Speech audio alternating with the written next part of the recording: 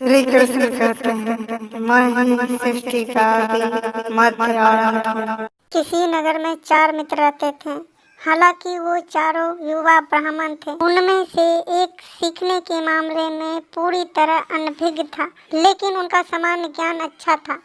अन्य 3 पवित्र शास्त्र के मामले में बहुत अच्छे विद्वान थे, लेकिन उनमें सामान्य ज्ञान की कमी थी। एक दिन जब चारों दोस्त एक साथ इकट्ठा हुए तो उन्होंने फैसला किया कि पवित्र ग्रंथों पर हमारे पास जो विद्या है वह विद्या अच्छी नहीं है। अगर हम इसका उपयोग राजा को प्रभावित करने के लिए या अन्यथा पैसा कमाने के लिए करना चाहे तो नहीं कर सकते। उन्होंने अपनी सीख का उपयोग करके पैसा कमाने के लिए यात्रा का निर्णय लिया, लेकिन चौथा मित्र विद्वान नहीं था, इसीलिए उन्होंने उसे भी छोड़ देने की सोची।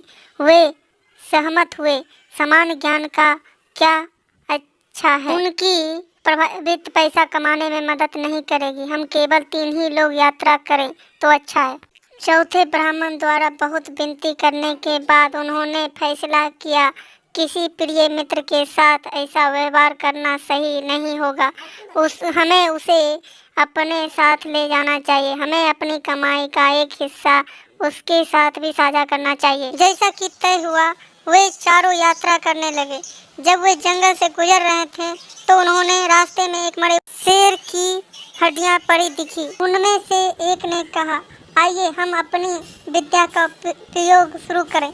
हमारे सामने एक मरा हुआ शेर है। आइए हम अपनी विद्या का परीक्षण करें और उसमें जीवन लाने का प्रयास करें। जबकि 3 ब्राह्मण सहमत थे, चौथे ब्राह्मण को यह विचार पसंद नहीं आया, लेकिन उसकी प्राथमिकता को 3 ब्राह्मण नजरअंदाज कर दिया और तीनों ने पवित्र अनुष्ठान शुरू कर दिया। ब्राह्मणों में से एक ने शेर की हड्डियां एकत्र कर और अपनी विद्या का उपयोग करके शेर का कंकाल बनाया और एक अन्य ने उस अपनी विद्या का उपयोग करते हुए कंकाल में मांस और त्वचा ढक दिया।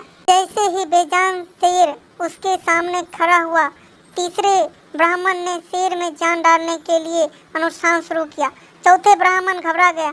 हे दोस्तों, अगर शेर जीवित हो गया तो वो हम सभी को मार डालेगा। कृपया आप कर रहे हैं उसे रोकें। ब्राह्मणों ने उनका उपहास किया। इतनी दूर तक पहुंचने के बाद क्या हम अपना ज्ञान बर्बाद कर देंगे? आप ऐसा कहते हैं क्योंकि आप हमारी विद्या से ईर्ष्या करते हैं। चौथा ब्राह्मण जानता था कि उससे बहस करने का कोई भी मतलब नहीं है। उसने निवेदन किया कि कृपया मुझे एक क्षण दीजिए, मैं आपकी विद्या का उपयोग करने से पहले उस पेड़ पर चढ़ना चाहता हूँ। वह एक पेड़ पर चढ़ने लगा और उसके ऊपर चढ़कर देखा कि तीसरा ब्राह्मण ने अपनी विद्या का उपयोग करके शेर में जान डाल रहा है। जैसे ही शेर सक्रिय हुआ, उसकी नज़र उन तीनों ब्राह्मणों पर पड़ी जो अपनी विद्या के सफल कार्य विनय का जश्न मना रहे थे। शेर ने तुरंत उन तीनों पर झपटा और उन्हें मार डाला।